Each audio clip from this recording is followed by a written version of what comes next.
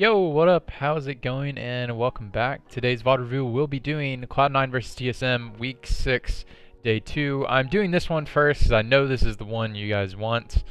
And I don't know how much time I will have to do VoD reviews this week. I'm just really busy with all the stuff I'm doing. But that'll be probably a topic for another video, but I don't want to really talk about my personal life here for a minute because that's not what you're here for. Before we start the video, big shout out to PapaSmithy, actually, caster in LCK, if somehow you don't know who that guy is.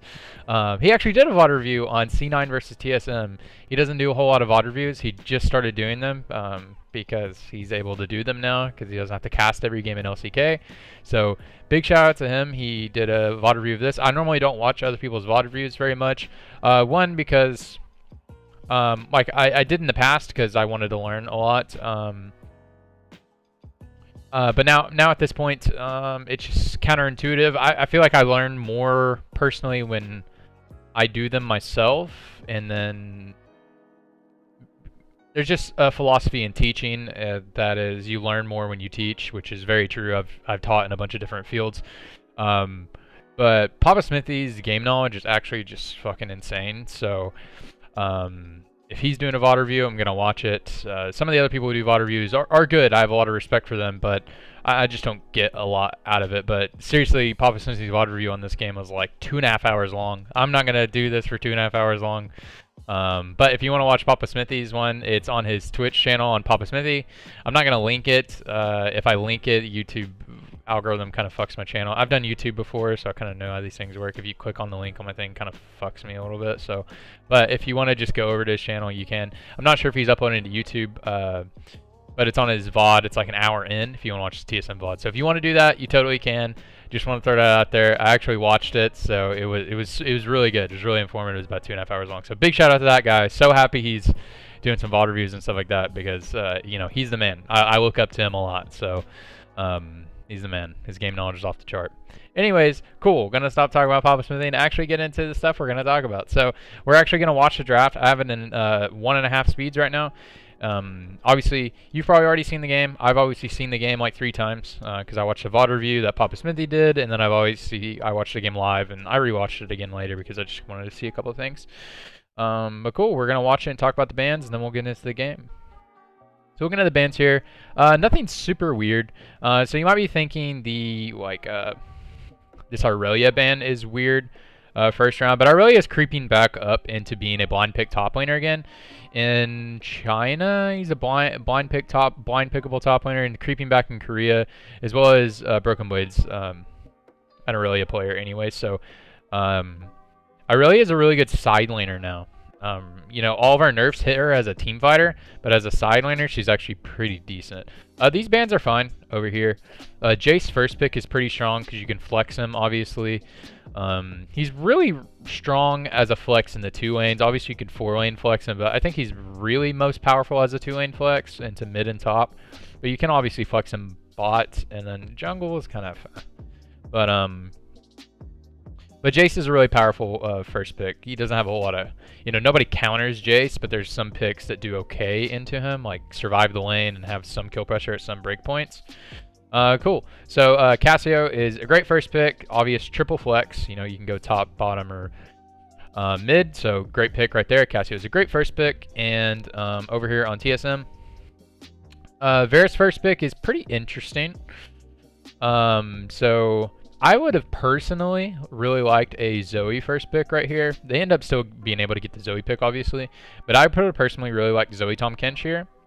I do think where TSM is thinking right here is what they want in their comp, though, in the AD carry position, because they specifically are going to want a poke siege comp is what is going to come out. What they specifically want in their composition is going to be that like their pre-made game plan is the AD carries that work with this composition that they want, that they really are investing into siege, is that we're really well into. Oh my gosh, I'm talking so much. Is Varus Ezreal.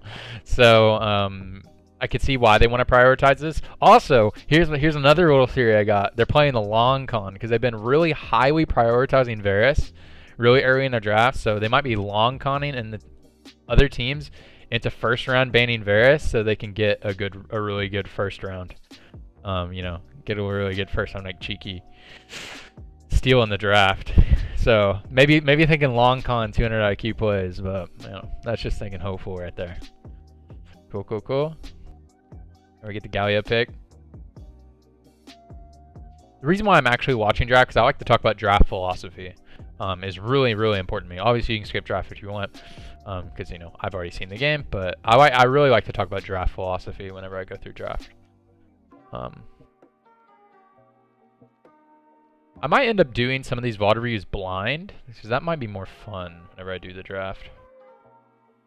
Okay. So Kindred early pick. Galio is, you know, Galio is a flex pick, but Galio is somewhat not a flex pick anymore. I like this frozen face on the Chad. Galio is somewhat not a flex pick anymore because it's really telegraphed in the bot lane nowadays. Galio mid has just been nerfed so hard into the ground in terms of like his damages and manas. Yeah, those are the ways he was hit. Oh my gosh, the way I talk. But Kindred really early in the draft is a little bit interesting to me. I think about when you pick Kindred to draft, I think about when you're picking Kindred to draft, it's kind of like picking Olaf in the draft, because you normally don't first round Olaf. The reason why you normally don't first round Olaf is because Olaf a lot of the times requires winning lanes to be able to do what Olaf wants to do. And Kindred often requires that as well. So Kindred often requires winning lanes in order to do what she wants to do in the early stages of the game. And the difference where Kindred comes in is that if Kindred doesn't get put behind but still gets some advantages, like in the 1v1, it's still a champion late game because it's a pseudo AD carry, and then the ultimate's really impactful. So, but I guess they were probably thinking that it was going to get banned out because they've been showing the Kindred so much. So, just highly valuing the Kindred pick. It's a C9 special, and they like to run the combo of the Kindred Aatrox. They really value that combo, so I can see why they want to make sure they get it in the first round, because it'll get banned out in the second phase, most likely. But Kindred seems to me really like a conditional champion. Like an Olaf, like it's kind of like a conditional champion. So I don't know exactly why Kindred is so highly valued by C9. I know how valuable the undead comp is, where you have the Kindred and Aatrox, like how that combo works, how oppressive that can be, but it doesn't really matter that much in this game. So so I think they just really value that combo like a whole lot, and Aatrox isn't going to get banned out. So it's kind of interesting to me, but they just really value the pick, and that's why they pick it there. But if you pick Kindred in second round, you pick Kindred and then they lock in the Zoe. So Zoe's great right here, and they have this poke comp right here. If you lock in Kindred, the best pick into this is going to be the Gragas, because you have disengage for your poke comp, right? You have disengage for your poke comp, and then also you have the ability to knock people out of the Kindred ultimate whenever she ults, right? So I was thinking that could be a ban for your C9, but I think they want to ban out solo laners, like top laners. Maybe something they want.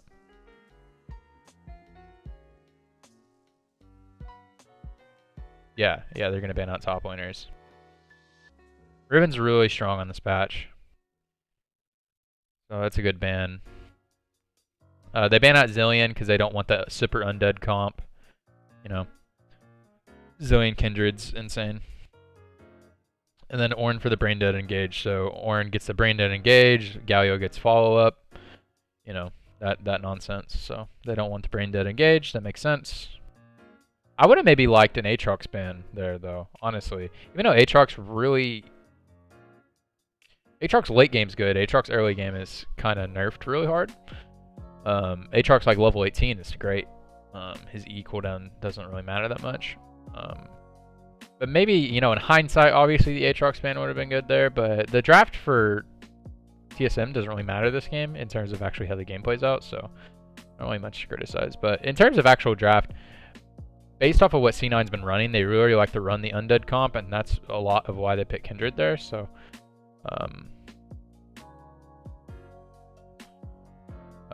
Maybe Aatrox ban would have been good, but I think specifically what they want is they want to be able to bully the top side without being able to get punished. And Ornn is specifically a champion that's very good at being bullied and not being punished, right? Because he can build his own items without backing, so he can build his sustain items, and actually has the ability to trade back and punish. That's why sometimes he can win the Jace versus Ornn matchup. Not necessarily win, but has potential to get kills in that matchup. Like we saw Darshan get the kill. That's not that uncommon. By the way, that was an outplay, but it's not that uncommon for the Ornn to be able to kill the Jace in that matchup, actually. A lot of people don't know that. Heard Buipo talk a lot about that, because he really likes that matchup. He always picks Ornn and Jace. Like if the enemy first round's Jace. People just don't anymore. Yeah, so Gragas was a great pick right here. Full disengage for the poke comp. Makes total sense. Boofer is now online. That's my boy. Okay. I'll talk about C9's comp in a second. I really don't like their answers. Oh, so the Fiora would have been an amazing pick. And PapaSmithy talked about this a lot too. And when I was watching this live and I saw the Fiora, I was like, oh, yeah, pick the Fiora. But I got really hyped about the Nico just because I was excited. I was like, all right, show me what you got. Cool. I'm down with the Nico. And I'll tell you why the Nico makes sense. I mean, I understand why the Nico makes sense when he picked it, but why the Fiora would have made sense is this 4-man is just the best 4-man you could ever ask for a siege disengage comp, right? So this 4-man group can sit mid and has no threat as long as you just put your control wards behind you for your flank wards and just get some forward vision for Zoe to poke. So you just get a couple forward visions for Zoe to be able to hit your stuff, and you get your flank wards behind you. You make sure your flank vision is covered. You are never able to get killed. So they try to come in on you, just Gragas CCs them away, and Tomkins eats you and takes you away. And if you have your flashes up, like if they flash on top of you, you just trade flashes, and there's like no chance you ever die. And then Fiora just destroys Aatrox in the 1v1. Like even from a deficit. Even from a deficit at 2 items, you just start to slam him. But even in lane, you slam Aatrox, and then at 1 item or 2 items, you slam. Like if you're behind, once you get Ravenous Hydra and Trinity Force, you just start slamming Aatrox again. Like it doesn't even matter. So, but they really seem dedicated to the poke siege comp. So, I'm fine with the Nico pick here. It just would have seemed really, really easy for 4-1 Fiora, honestly. But I'm actually fine with the Nico pick here. Something that PapaSmithy talked about and something I was thinking about too when I was watching this was, other than just winning the lane, what does Nico actually do to improve your comp?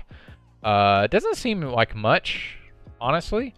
You know, it does provide team fight CC, but you don't ever want to actually team fight Cloud9, and I'll talk about that in a minute on why you don't want to do that. I mean, it's obvious just looking at this, but I'll talk about it. You don't ever actually want to do a full team fight on Cloud9. They obviously get a team fight that they win, but it's you know, kind of a chaotic team fight that they win, but it's, you know, you don't actually ever want to fight Cloud9 just like mashing into each other, which Nico is good at doing that. Fiora is technically not very good at doing that.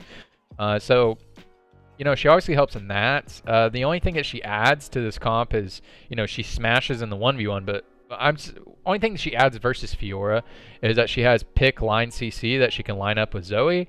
But the question is, do you really need it? Because you already have Zoe Varus and Gragas? Probably not, you know? And so just having the split push threat is probably more important. So the Fiora just slamming the side lane and literally winning 1v3s is probably way better. But the draft ends up not mattering very much in the outcome of this game because TSM actually still hard wins out in the draft, in my opinion. Super hard wins out in the draft. Their win conditions are so much easier to execute than Cloud9's in this specific game. So just looking at TSM's comp over here, I'm just going to look at it. They have 3 winning lanes. Versus a Kindred comp, versus a Kindred counter engage comp. So they have three winning lanes with a poke siege composition into a team fight composition with no engage. Like The places that poke compositions have weaknesses is if they have some losing lanes. Like, so that would be a weakness in their game if they can't get ahead, so they can't get ahead to actually poke. And then the other weakness is once they actually get grouped up to poke is if the enemy team has super hard engage. So if the enemy team's able to engage upon the poke composition, that's why the Ornn band's pretty good here. And also he's hard to slam in lane. But if you have the poke composition and you get engaged upon as a poke composition, then you just die because you're the poke composition. The enemy team's a team fight composition, so you just lose. So Cloud9 actually don't have a lot of tools to be able to deal with TSM's comp, and TSM starts with the lead in the game just based off of champion select, just based off of lane allocations, just how lanes are actually supposed to play out. So just if this was a bot game and you just simulate it and the teams play to their win conditions, TSM's team wins like 99% of the time, which is what actually plays out in the game, but then Cloud9 ends up winning, but we'll break that down. Okay, looking at C9's composition. So C9 has a good composition, but for this game is not very good. So largely what their team composition does is it's really good at, their team composition is really good at fighting people that come into them. So they obviously have the Galio, the Kindred, the Aatrox, the Victor, and the Cassio. So they're really good at like they're really good, not necessarily at disengaging, but they're like they're really good at zone control. And fighting around areas of control that they have. But the problem that they're going to have in this game is that just based off of draft and based off of how the lane assignments are, they're going to start the game at a deficit and start the game with lack of control and just no way of actually getting on top of TSM's comp because they actually have no engagement on their team. The only way they can actually engage on the enemy team is if they get a good flank. But it's hard to set up flanks unless you can somehow funnel the enemy team into an objective by forcing them to make a decision, forcing them to make a poor decision, or setting up TP flanks. But if TSM is playing well with their vision and well with their lead, then you're not able to do that majority of the time. So if you're not able to ever push past your tier 1 towers, which if the TSM team is ahead like it's supposed to be, to set up those TP wards, you're not probably going to be able to do it. So that's the only way you can actually engage on them. So on the flip side, this team comp has to make like a really good play and capitalize on the mistake. Which to Cloud9's credit, they're actually, one of their biggest strengths of the team is punishing mistakes. And I'm going to make a video on that in the future because I actually do think Cloud9, TSM, and like, you know, people have been talking about it this whole time that Cloud9, TSM, and TL are the best teams in NA, and they are by far, and it's not even close. Like, it's not even close. But they all have like very specific strengths. I think Cloud9 might actually be the best team, but they have really weird drafts like this where they really prioritize some things. But the thing that they're really good at, I'll make a video on this in the future, but we'll talk about it later, is they're so good at punishing. They're so good at punishing and forcing enemies to play their game when they otherwise wouldn't have to. So but anyways, we're gonna get right into the game. I say anyways way too much, and we're gonna go to ×2 speed, and I'm gonna move my camera. So funny thing is, you know, I don't actually have a whole lot of time to play League specifically. You know, I just don't have a lot of time to play video games, but you know, I spend a whole lot of time, you know, analyzing gameplay and stuff like that. You know, I've played League for a long time. Analyzing gameplay, and then I make educational content for schools and stuff like that. That's the kind of stuff I work on in my free time.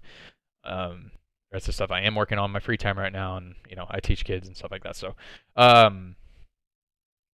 but when I do play, I actually play a lot of Nico. You know, I used to be a jungler, but now I just kind of play whatever. Just since I stopped being a player mostly, and more being kind of like on the analytical side of things.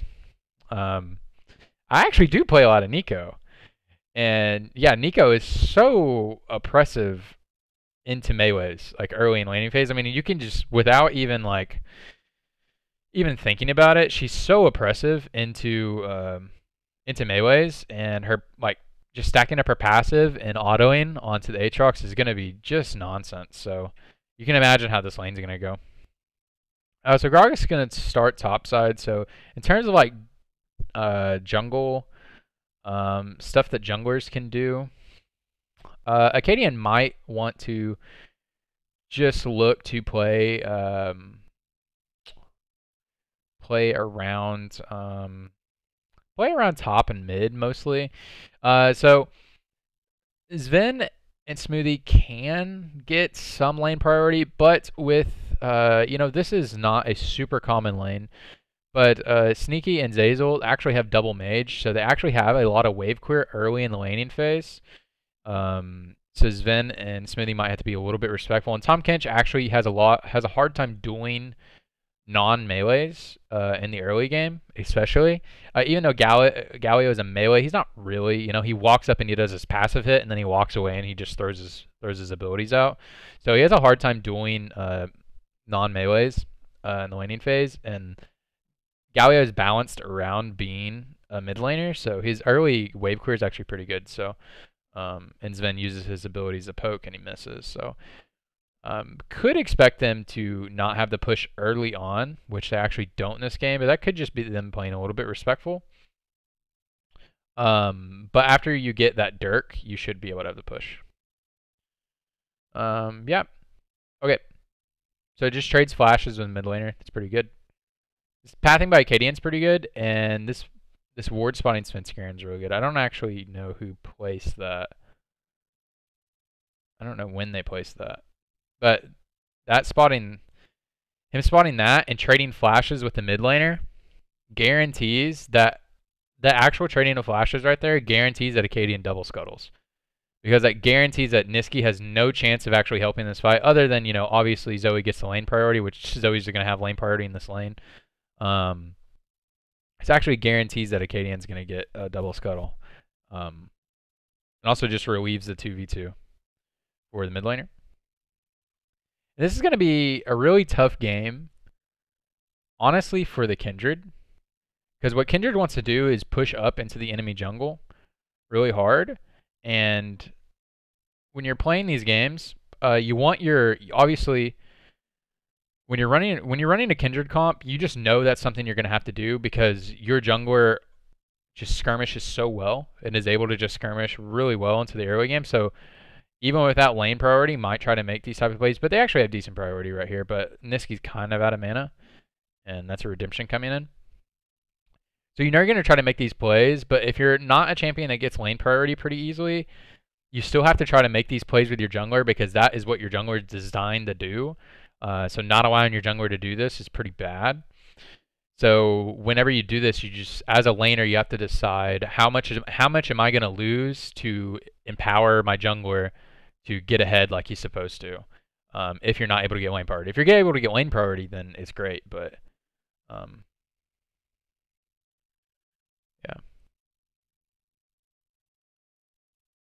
Okay. Gragas actually just sticks around for this. Then Bjergsen moves over. That's really good, Bjergsen moving over right there. Yep. Cool. That just denies him coming over for the woo buff.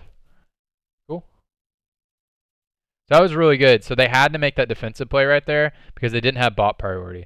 If the reason why, like Acadian, it could look kind of silly that he just sat in that bush and just took a bad trade.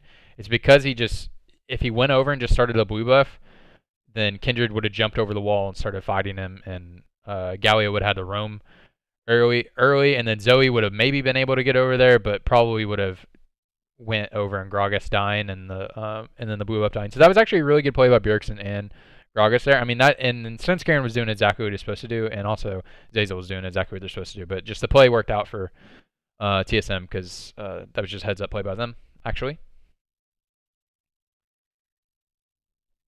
Okay.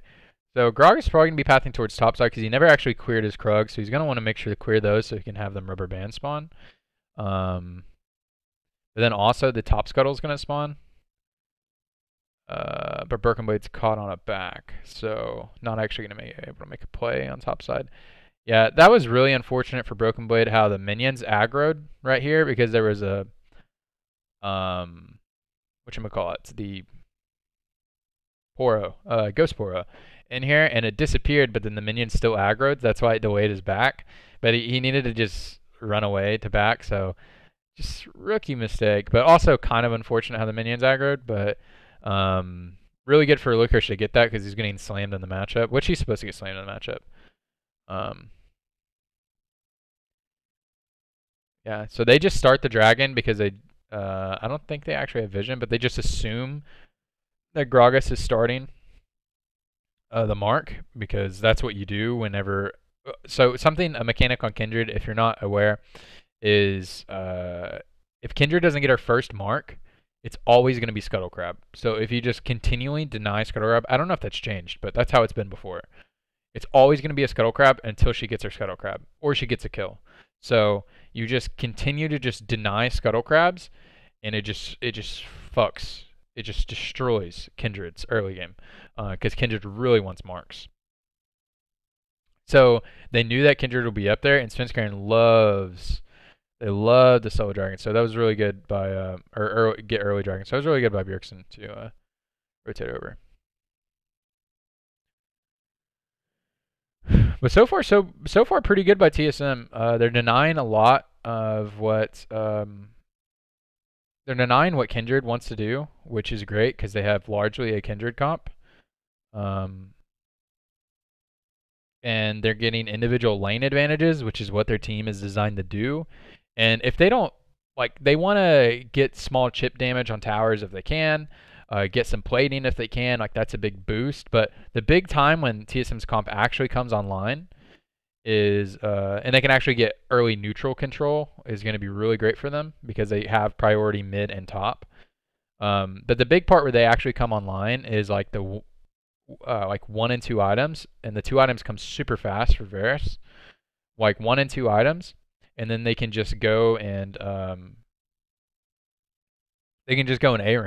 and just kill everybody and take towers and then rotate to objectives, get forward vision on choke points, and that's what their comp's just is. Their comp is actually just designed to ARAM. It's really not the NA ARAM type of nonsense. Their comp is designed to ARAM. And okay. Just trade a flash right here.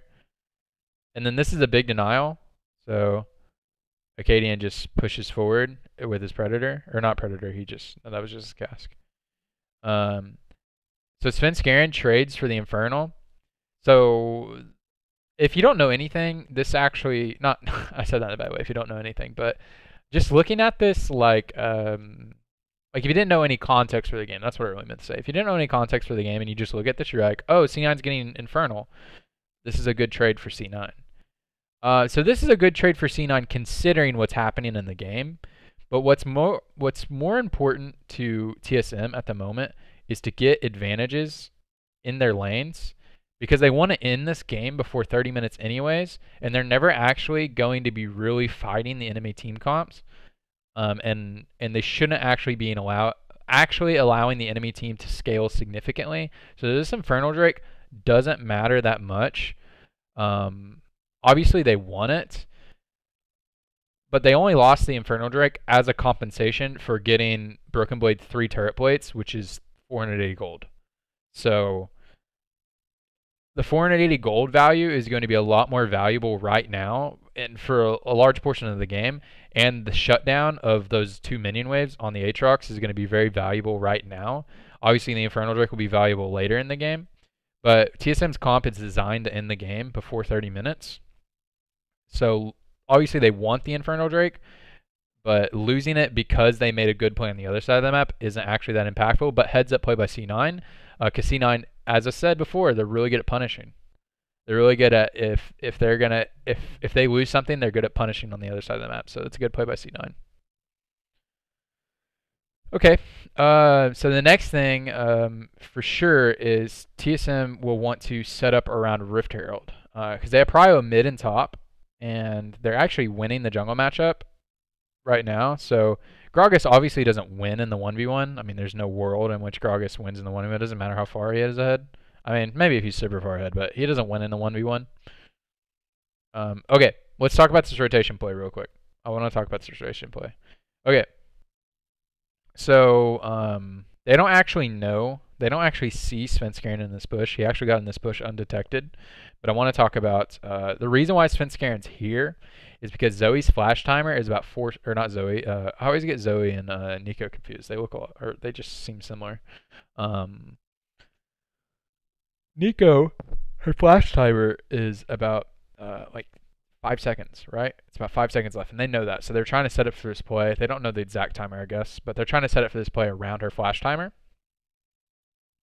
And this also coincides with a back timing and the Rift Herald spawn. So this is actually coinciding with a lot of things for TSM. So this is why Smoothie is right here. So Smoothie actually recalled whenever Varus, he actually recalled whenever C9's bot lane backed. So C9's bot lane backed, and then he recalled, and Varus solo killed the lane. So that's why he's already here, and Varus is in base. So he's actually just roaming over here right now, and the Varus is gonna walk down mid, like he's walking over, but then go back bottom because it's kind of unconvinced that there's a play going on. So he's just walking up here because there's a threat that there might be a play here, and also they're coming to check the Rift Herald to see if they can't just do it. So they think there's no play going on top. They're still looking around. Okay, actually what Gragas was doing is he was denying that Kindred camp was happening. Okay, and then he walks around to puts a pink in this bush. So he gets separated from the Tomkinch, so the Tomkinch solo ults in, but it doesn't matter because he's on the other side. Okay. He misses his ult. Doesn't matter that much. Zoe stays alive forever. I mean, not Zoe. Aatrox stays alive forever. They trade sides of the map. They just trade lane assignments for a minute. Oh well. Plus TSM. Okay. So now what you want to do as TSM, though, is obviously they're going to want to put their lane assignments back where they belong. Okay, we're going to just watch the replay. They're going to want to put their lane assignments back where they belong. And they should be able to just get full control over top river and get Rift Herald whenever they want.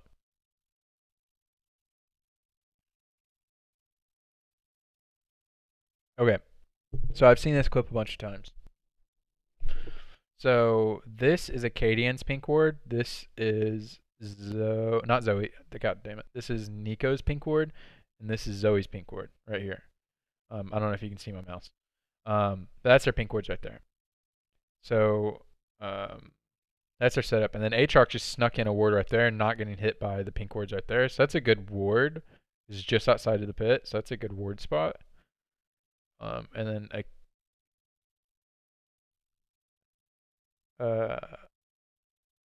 don't blame Acadian so much for this.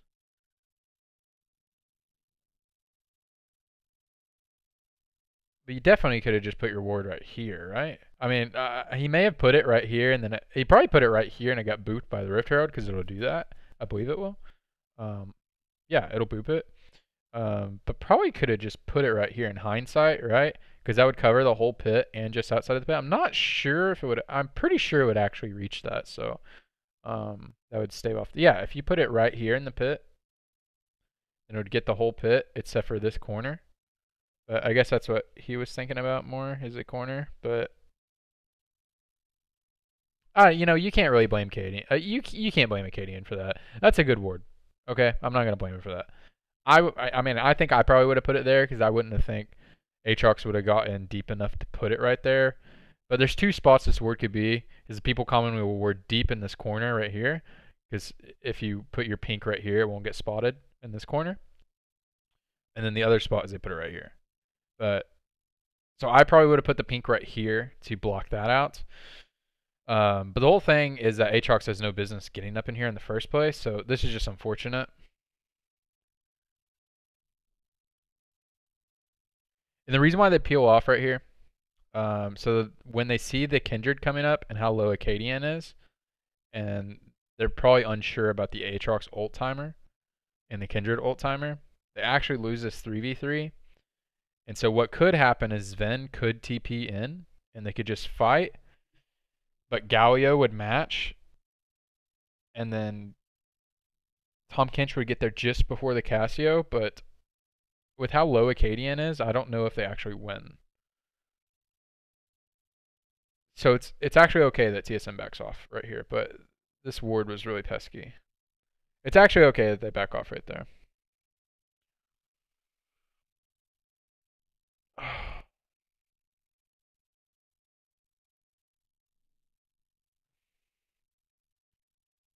Well, what's really unfortunate now is now there's 2 epic objectives on the map. And they only actually have control of top and mid, but their top is slamming so hard. But the way they get this next objective is pretty smart. So look how far up Broken Blade is playing. So they have 2 ops. So TSM actually has a lot of options right now.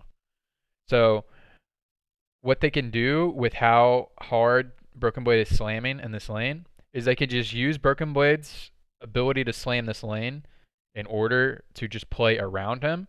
Or they can actually just play away from him as a split pusher, because Nico is actually functioning as a split pusher right now. So they just use Nico as a split pusher. So it looks like Broken Blade's playing obnoxiously far up, but he actually doesn't care if he dies here to a gank, because you see the Galio roaming up and the Kidron roaming up. That allows TSM to take the Mountain Drake for free. So Svenskran checks this bush to see if he's going to die. So this is actually a good play by TSM. So it looks like poor positioning by Broken Blade, and it kind of is, but it's poor positioning on purpose. Is he wants the enemy team to come onto him so that his team can get the free objective. That's the purpose of that. Woofer went offline. Bye-bye, friend. Okay, now. TSM just reset. They have 2 pink wards on their jungler. They have a pink ward on their jungler. They have a pink ward on the top laner. They have a pink ward on their Zoe. And they can transition all their vision control on this river. And maybe on this choke point. Okay. That's what we do.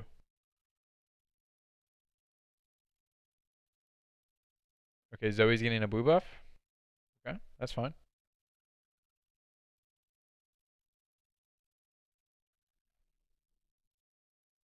Oh, they have that.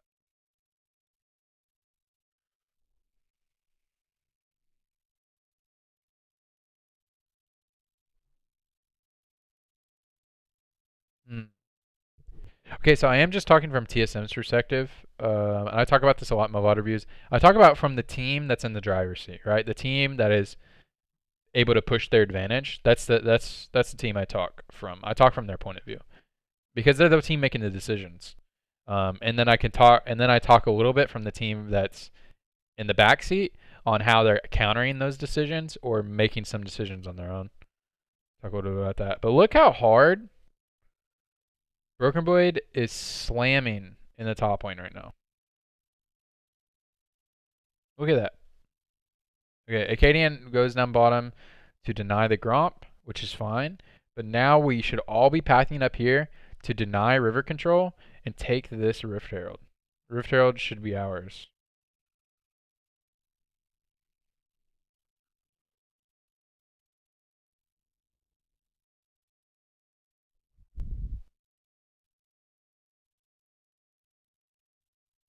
Okay. Alright, Acadian comes up and clears that. Zoe's going for a reset. Is that just an item timing? Oh, Zoe was resetting as well. They're just caught on really awkward item timings right now. That was unfortunate. That was Licorice actually bush striding, I think. Yeah, I think he actually bush strided him. Oof. The inability to get this Rift Herald right now is really rough.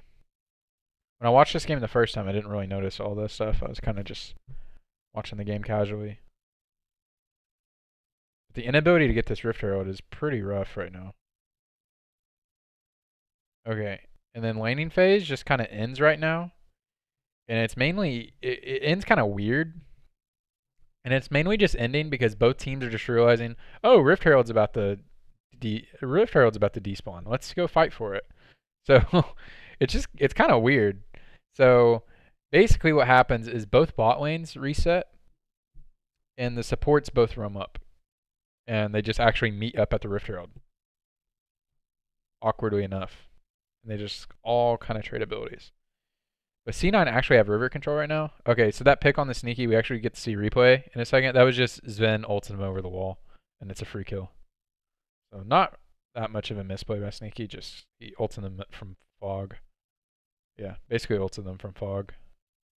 That's what their comp does. I don't know what happened in that replay, but you got to think they could have Rift Herald there, right? Yeah. I really would have liked Rift Herald. I think what TSM's worried about is doing a Rift Herald and having the reset and then not being and then losing double Infernal. I think is what they're thinking about, but I don't know how long that replay was. And like even watching it live, I really don't know how long the replay was. So that's what's tough about that. If it was like 30 seconds, they honestly probably could have got both.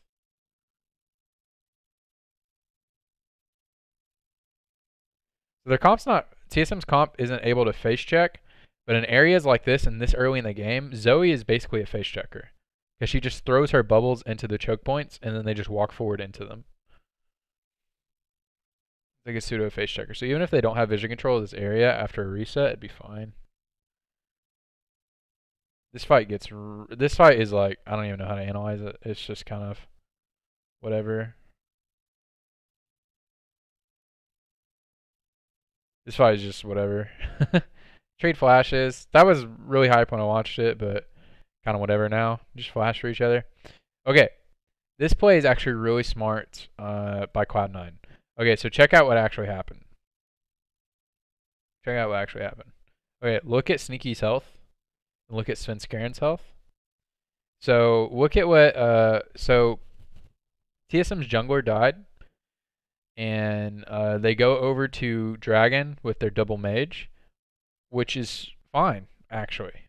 This is what's expected to happen.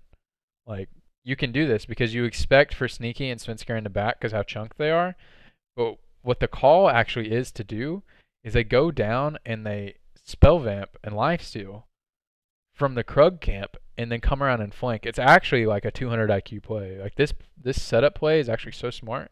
And remember, the only way that Cloud9's team actually wins is like these chaotic Fiesta fights like I just saw. And if they actually set up flanks, and they actually set up a flank by coming through fog on the side. Because TSM actually never set up vision control down here because they were too busy.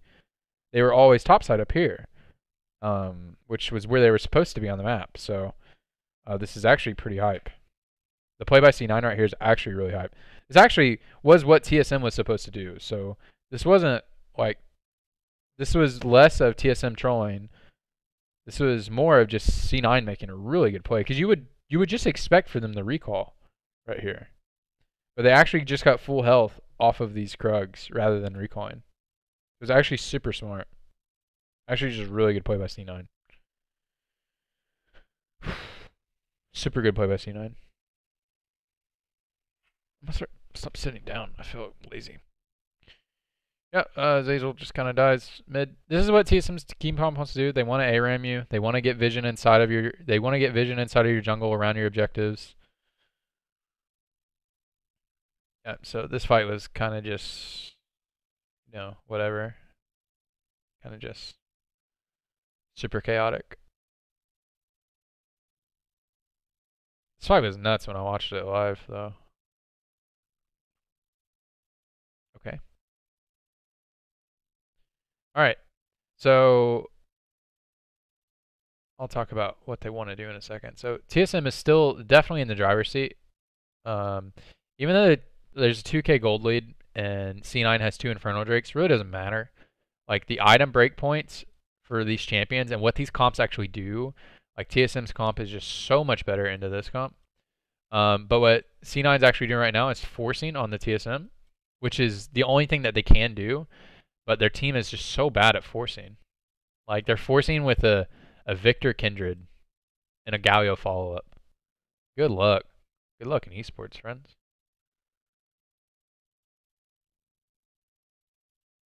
Yeah, like Galio, yeah, just the force on their comp is just so hard to do. And then meanwhile, Nico just takes tower bottom. So these lane assignments are actually good. They just want to have Nico on the side opposite of the map because he's actually still slamming in the 1v1, and he will for another 2 items. Will still slam in the 1v1.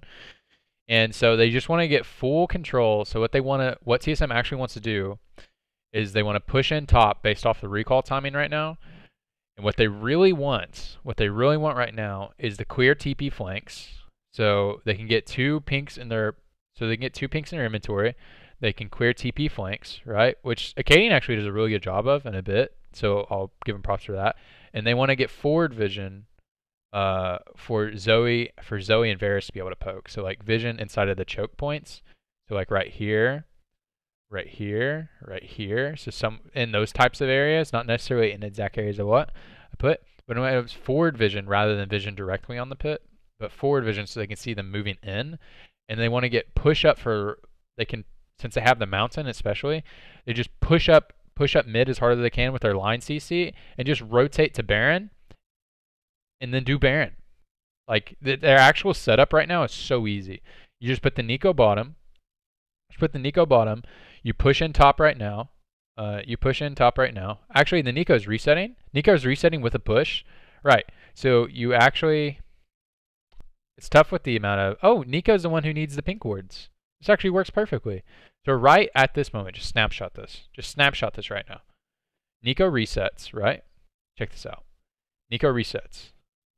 Okay, Nico resets. She grabs 2 pink wards.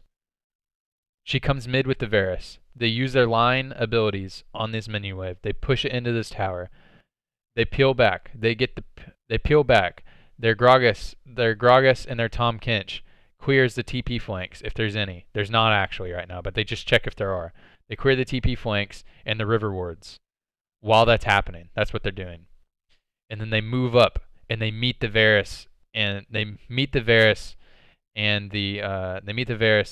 Nico in the jungle right here. They put the pinks on the jungle brushes right here. They put the pinks at the blue buff at all the choke points. They meet the Zoe in the jungle as she pushed in the top wave and she comes down here. They peel back to the Baron. They're on the Baron. Cloud9's coming in. They're funneling in. They're like, they have Mountain. They can do Baron. What do? They come in. Zoe hits you with the Sleepy Trouble Bubble. Nico hits you with the line CC. They throw a Varus ultimate on you. You lose the game, and the game's over. That's what you do right here. Let's see what they do. I actually don't remember what happens next right now. Legit don't remember. I mean, I obviously remember the Elder fight, but legit don't remember what happens. Okay. Wait, why is Tom... Oh, Tom can just reset for normal wards. Okay, I see.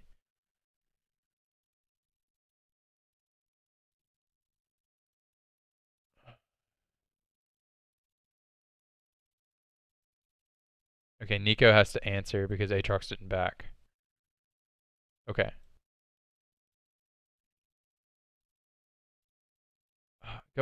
I need this to go away so I can see. Who's their wards? Gragas? Okay, there actually weren't any TP flanks, so he doesn't have to use his wards back here. So C9 actually moves into clear vision right now because Nico's pressuring bottom, so they're able to do that. And top wave's not pushed in.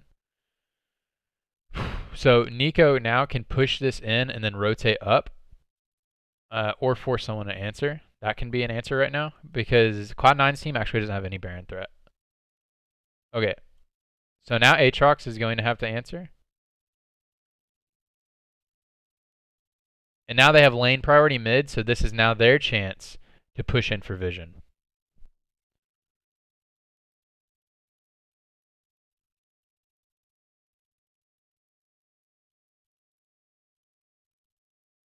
Oh, did he just let that deny to tower? Alright, lane prio. Where'd they use their pinks? Did they all get destroyed again? I know Gragas has got destroyed. They used them on the lane brushes. Oh, they really want Infernal. And they actually have the spotting ward inside of the wall. Okay, the reason why this Infernal is okay.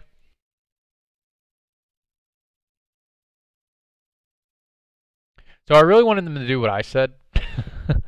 I really wanted them to do what I said, but the actual reason why this Infernal is okay is one, because they actually have vision of the pit. Two, because they actually don't have a whole lot of Baron damage. I mean, they have Cassio, obviously, but it is pretty early in the game. It's 25 minutes. And they don't have, pure tank. Early in the game, don't have a pure tank. And not a whole lot of damage to Baron. This early in the game, so there's not a whole lot of Baron threat. And their Dragon Query is super fast, and they really need to deny triple Infernal. So this one Infernal actually really evens out the Infernals really well, because the first Infernal is so much more valuable than second Infernal. Okay.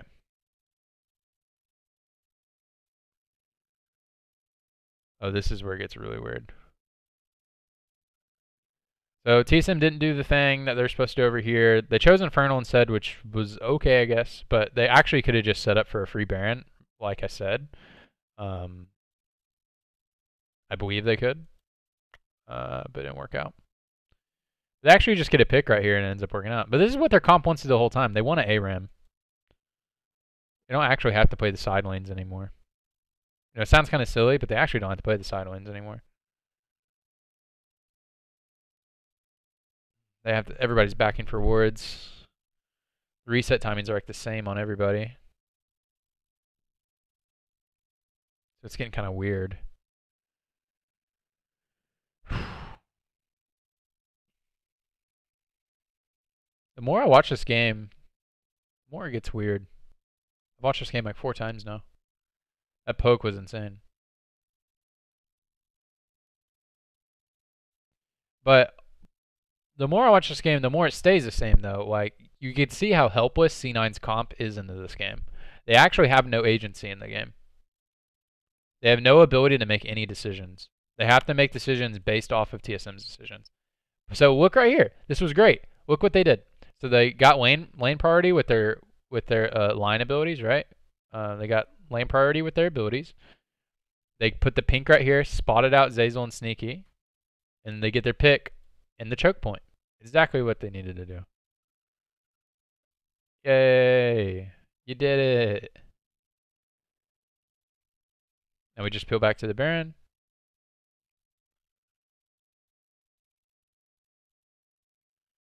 Here's the feels bad TP. And the Bobby Big flank. It's a really good flank. Not much to talk about, just a really good flank. Go back. Take the Baron. Alright. TSM. TSM. We did it.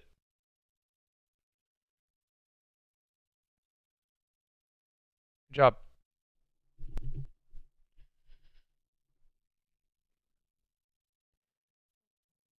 Maybe could have TP'd to this ward?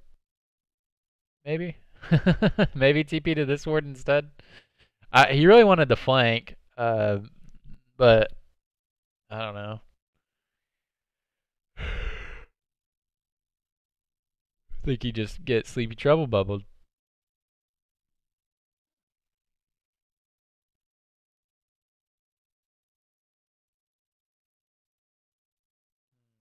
Okay. Alright, pushing in bottom side. They really want bot inhibitor. So the reason why you want bot inhibitor with your first Baron is it just enables you easier to get second Baron. So that's why they're going down bottom.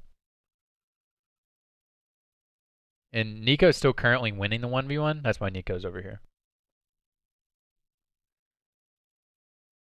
Doesn't end up getting caught though. And is the only champion who has some ability to escape out of the 2v1. But it doesn't end up winning out on that. But yeah, so that's a good trade for TSM. It's actually decent Baron power play. Won't be able to get much anything else off of it, maybe. Sucks their Sidewinder went down.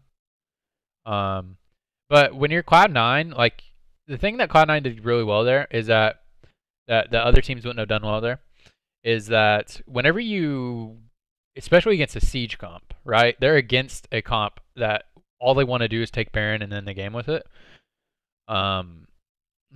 You know you're going to lose inhibitor, so at least what you can do when someone gets Baron, you know you're going to lose inhibitor, so at least what you can do whenever they get inhibitor, or whenever they get Baron is to just not lose 2 inhibitors, and the way you do that is to kill the one who's side laning. So, so as I said, C9's pretty good at punishing and playing to what their team comp can do within the game. They're pretty good at doing that. Like recognizing what their team's able to do and then executing just based off of that information.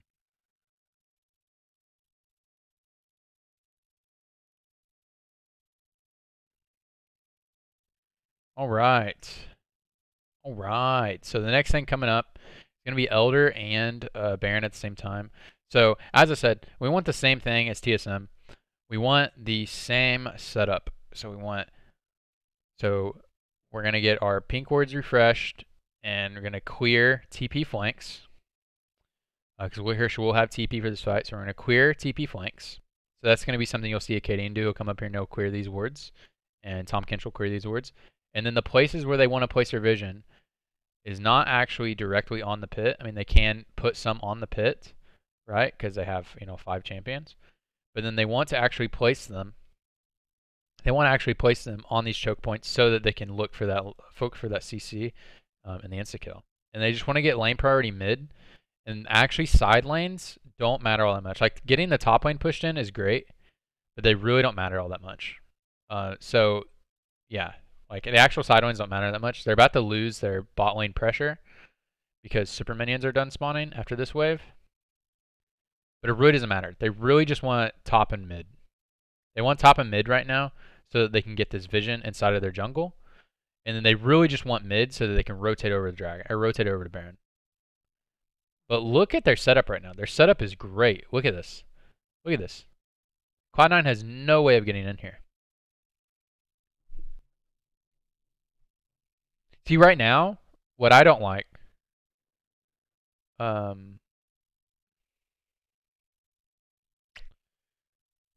Nico has TP, so this is fine. Nico has to answer the Aatrox or they lose inhibitor, right? But what would be amazing right now, what would just be amazing right now, is they just insta-kill the wave.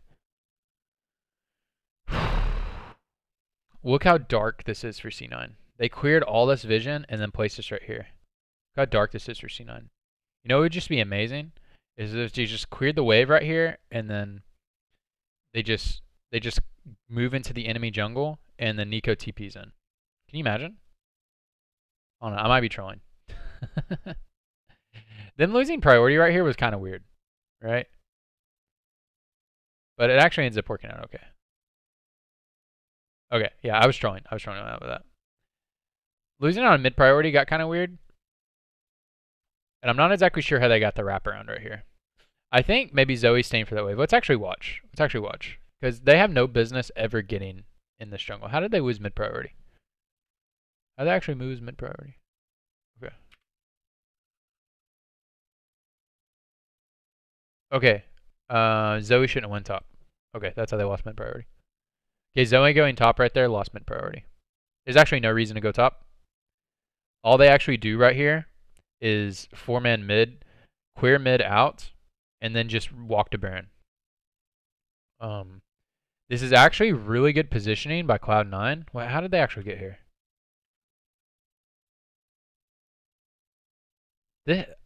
Credit to Cloud9. This is really smart. Because they know that TSM is going to have this jungle littered with vision, so they actually come through the enemy jungle. Because they know they'll have less vision on that side of the jungle.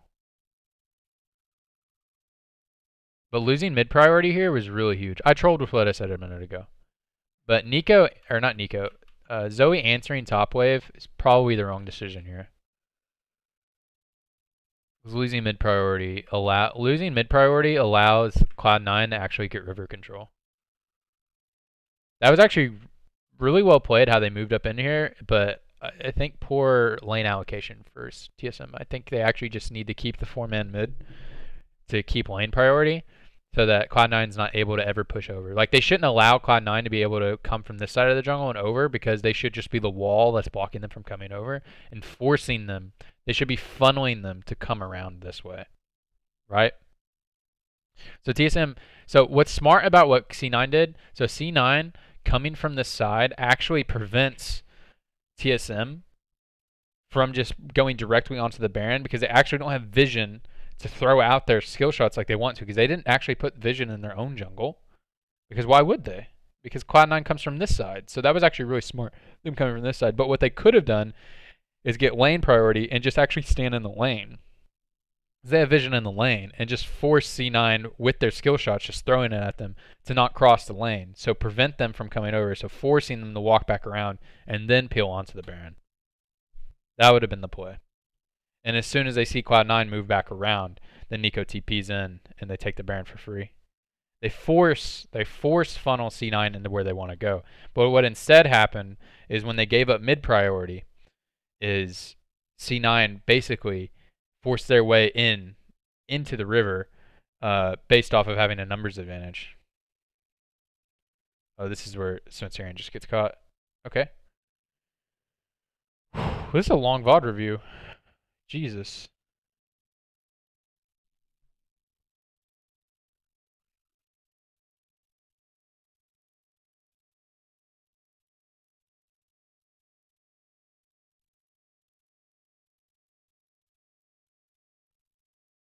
All right. So they get the pick, which is all they needed.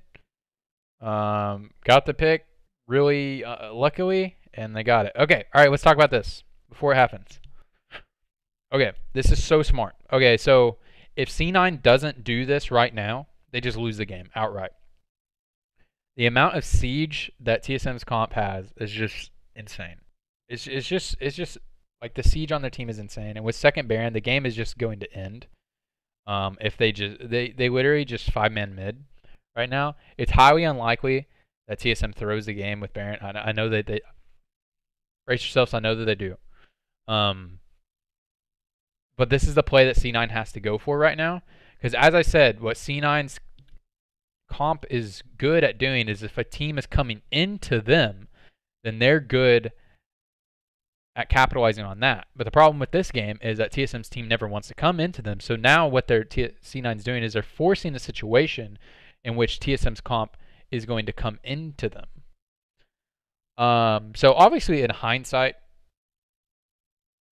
this fight looks kind of bad. In terms of the actual overall game, I don't actually think this fight matters that much. But I do want to talk a little bit about C9's objective setup.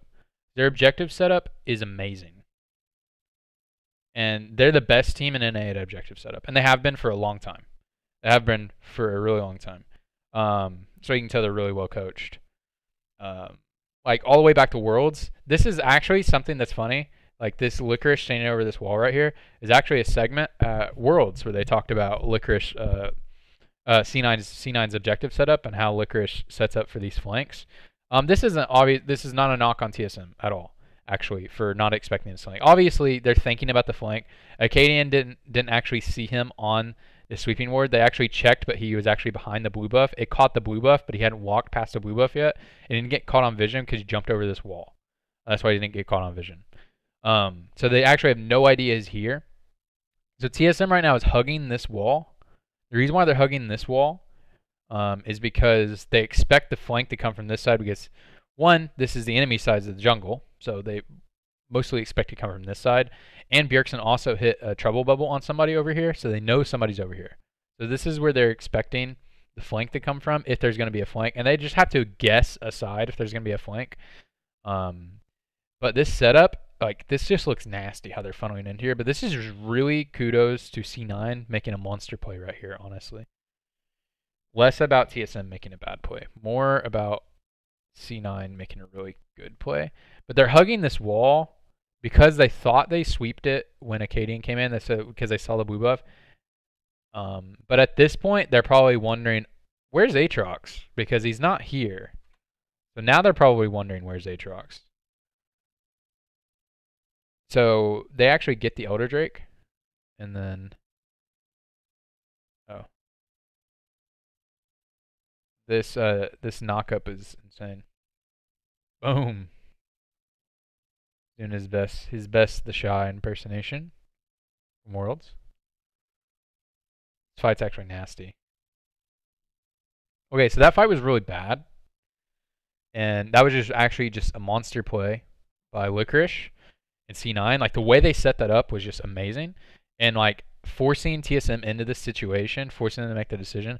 In hindsight, maybe just not even go for this dragon because you're never going to be fighting C9 anyways because you just want a 5-man ARAM mid. So, and you're just sieging with Baron buff. So you maybe just don't even fight anybody anyways. But contesting it maybe is the okay call. This fight ends up actually not mattering that much. It's important that this fight doesn't matter that much because TSM gets the dragon and only lose a couple kills, and they still have the Baron push. So this fight actually doesn't matter that much. Okay. This is when the game gets weird. This is obviously when the game's about to end. But the lane allocations in a second don't make any sense. And this is where probably most people are mad. And I'll explain the lane allocations in a minute. Okay, so they have Baron buff on 3 members, right? It's on Nico, Smoothie, and Varus. Okay, currently the lane allocation is okay. There's 4 bottom, 1 mid. This is currently okay. But really they want to be sieging mid right now, most likely, because they really want the tower. Well, they want this inhibitor so that the next, if they have to get a next Baron, it'll be easier. And they probably will have to get a next Baron. But this lane allocation right now is really terrible. Because what they have set up right now is their team comp is a poke comp with 2 disengaged champions. Their disengaged champions in their bodyguard, like they're disengaged and their bodyguard type champions. That's what PapaSmithy call them. We call them bodyguard type champions. But their disengaged champions are Gragas and Tahm Kench. And they're in the same lane with 1 carry. So the Zoe and the Nico are over here by themselves without any of the disengage. You know, Nico has some disengage, but not enough. And they're pushing in the bot inhibitor with the 2 bodyguards. So it just the lane allocation makes no sense. And then Bjergsen ults forward into tower range into the whole enemy team without flash, without the Tahm Kench or the Gragas. So that was just a really poor play by Bjergsen. He had a whole really good game, made a couple poor decisions in the game, but that was a poor decision. The lane allocation was terrible. Maybe you should have just ARAM mid, honestly. Probably should have just ARAM mid or ARAM bottom to get that tower, or to get the inhibitor for the next Baron. Probably should just ARAM bottom to get the inhibitor. But obviously this is the game-ending play. Lane allocation was garbage. That last fight actually didn't matter all that much. It was really masterful. It mattered a whole lot for C9. It didn't matter that much for TSM in terms of how, like, them throwing the game. It didn't matter, like, it mattered some because, you know, they lost time on their Baron. But if they did that similar Baron setup and just did that same thing, I guess Bjergsen lost his flash. So no, he already didn't have flash. But if they did that same play, I'll let the game play out. But if they did that same play that they did at the end of the game, but they just did it 30 seconds earlier, it wouldn't have changed anything, right? If they just did a shitty lane allocations, but, you know, obviously who would know if they didn't take the bad Elder fight? But in terms of the grand scheme of things, the Elder fight didn't matter a whole lot for TSM, but it mattered a lot for C9 because it delayed the Baron push and provided them a way back into the game. This was funny. He's like, "Holy fuck, that was crazy." But good as a C9, man. Good, really, actually really well played by C9. Questionable draft, because they actually just went really ham on what they really wanted, but didn't base it around what the game was actually giving them. So, kind of a questionable draft based off of the game. So hard to see how they were actually going to win that game other than TSM making a mistake. But one of C9's strengths is punishing enemies' mistakes, but which is going to work for you in NA. But I'm always looking for the highest level of play. That's what I'm always looking for. And sooner or later, teams are going to stop making mistakes. Teams like TSM are going to stop making mistakes. Teams like TSM are going to clean up these mistakes. And playing punishment strats aren't always going to work. Punishment strats are good. Like, you should be able to punish. Like, Cloud9's great at punishing. That's amazing. It's amazing that they're able to do that. But drafting around only able to be able to punishing as your only win condition is not a very good win condition. Not a very clear win condition, anyways. But anyways, hey, that's going to be it for the video. That was a really long VoD review. That was an hour and 10 minutes. If you stuck around for the whole thing, thank you so much. I'm really tired. I've been awake for a very long time. I have a lot of work to do. I'm so busy. It's insane. I need to not be so busy anymore. I need to reprioritize my life because I really like doing this. I need to make more time for it. So, hey, thank you so much for watching this. If you watched the whole thing, really enjoyed doing the VoD review. So I'll catch you guys on the next one. I found the stop record button, so I'm going to press it. I found it. Okay, bye-bye. Bye. I found it. Bye.